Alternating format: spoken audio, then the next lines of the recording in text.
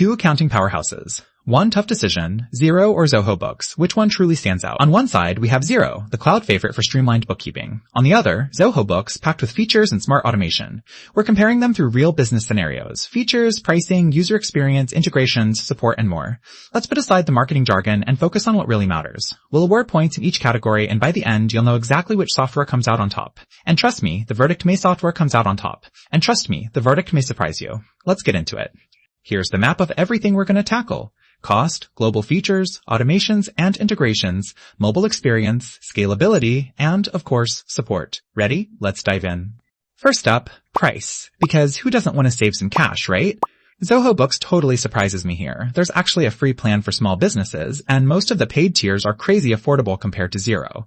Xero goes with a simple price structure, which I kinda like, and yeah, you snag some discounts if you pay annually. But honestly, the base price is just higher, and don't forget things like payroll are a whole separate fee. Zoho Books, Pax, and GST love that for Indian businesses. And even advanced features at those lower tiers. Just watch out for some features being locked until you pay more, and a few extras that'll jack up the price. But bottom line, Zoho Books wins here, hands down. Let's talk global features.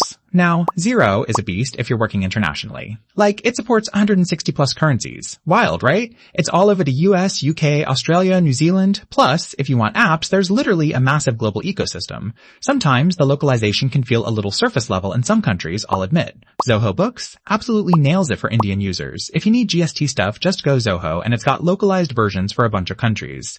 The catch? Currency support just isn't nearly as broad, and outside of India, well, Xero just covers way more ground. So this round clearly goes to Xero. Alright, on to automation and integrations. My favorite, because who likes repetitive work? Xero's super robust here. Insane number of integrations, think 1,000 plus different apps you can connect to, open banking, and solid API. Sometimes the API can be a little finicky, but mostly it's smooth. Zoho Books? If you're using the Zoho suite, this is a dream. Everything connects, workflows are slick, but yeah, outside the Zoho bubble, choices get a bit slim. Still decent, but Xero takes it for sheer variety and flexibility. Oh, and here's something cool I learned. Xero was actually started in New Zealand, and get this, they've now got over 3 million subscribers around the world. Talk about global reach. Switching gears to mobile because nobody wants a clunky app. Xero's mobile apps are clean, and honestly, you can do most things you'd ever need. Some of the more advanced bits, you'll have to jump on the desktop. Zoho Books, though?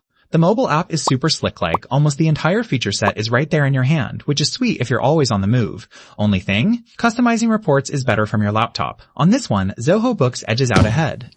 How about scaling up as your business grows? Both of these are honestly solid.